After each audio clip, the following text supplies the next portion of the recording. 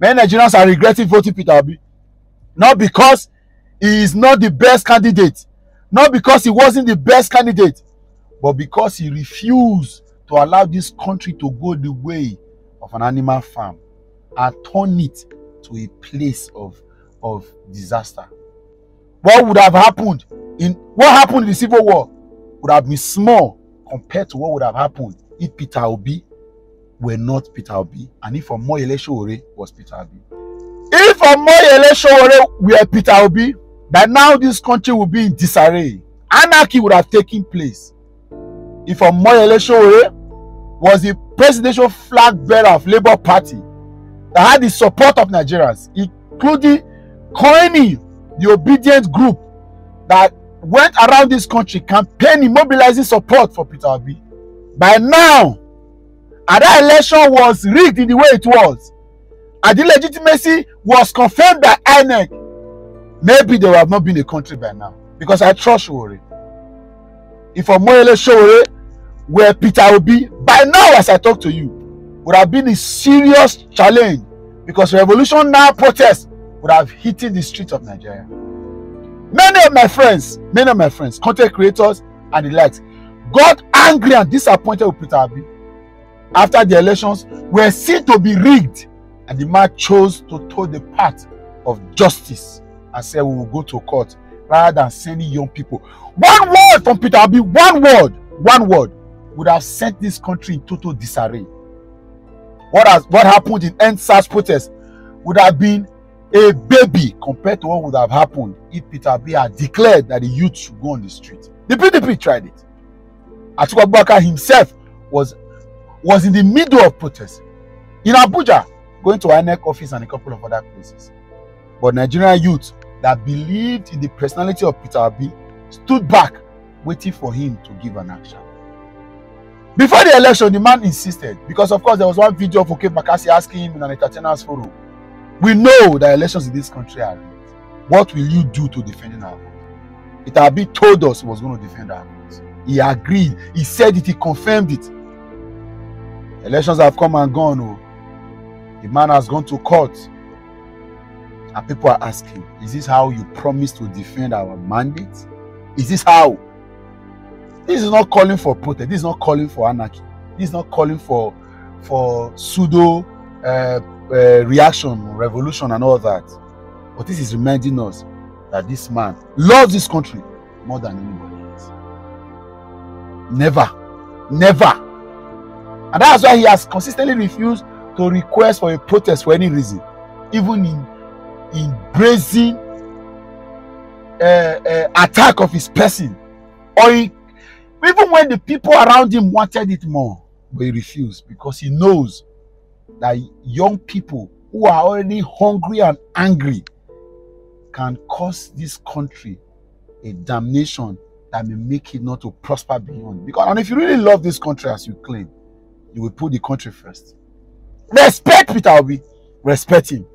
Because a lot of the people that are in our political spaces, Bola Tinubu and the rest of them, will not be able to stand, have the capacity to determine that this country's interest will be paramount more than their own pride, ego, and the feast of enjoying that you led a revolutionary protest.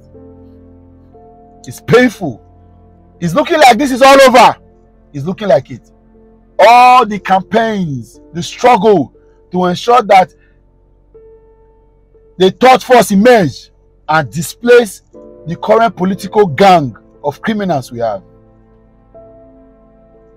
So if you are one of those that is angry with Peter Obi, calm down. The man meant well. It is good to think about protest. It is good to think about revolution. But you do not know where it's going to lead to. I see a lot of comments every day. The youth in this country are afraid to die. We will continue to look like that. You may be strong. You may be agile. You may be protected. What about the vulnerable? What about women and children? For a government like ours that is insensitive, emotionally down, emotionally poor, and wicked to the highest point, you never can tell what they will do. Look at what happened in the EndSARS protest.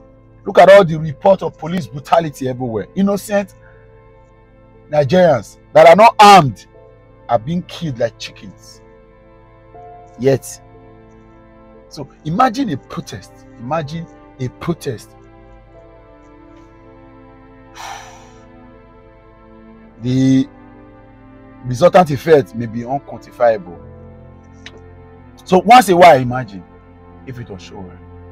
And it's not to lambaste Sowore or to indict Peter Obi, but to show that this man again is a true Nigerian that believes in Nigeria.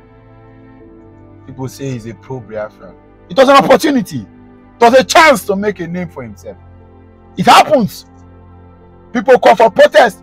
Opposition leader request, go and check everywhere in the world. But this man chose to toe the path. Even if he's looking, he trusted the judiciary, of course. A lot of us didn't. Even if he's looking like he's not as he has said it.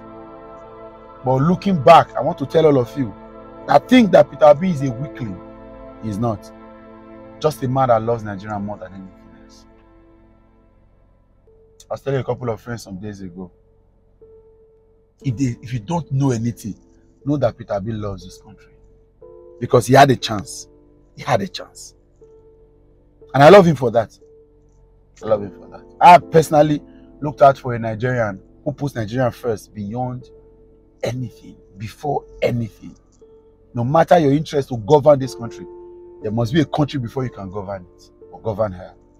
But fortunately, some of you are already towing the other part. I'm seeing posts on Twitter, on Facebook, say Peter Obi messed up and all that. I know if it was Sowore, we may not have had a country by now. Thank God it was Peter Obi. God bless you, Mr. Peter Obi. God bless you. And no matter the outcome of this judgment, you are a true Nigerian. And for that, the Almighty God will grant you your wish to lead in this country. Share this video and let it get through. Especially to those who are disappointed with Peter Obi. Let's put Nigeria first.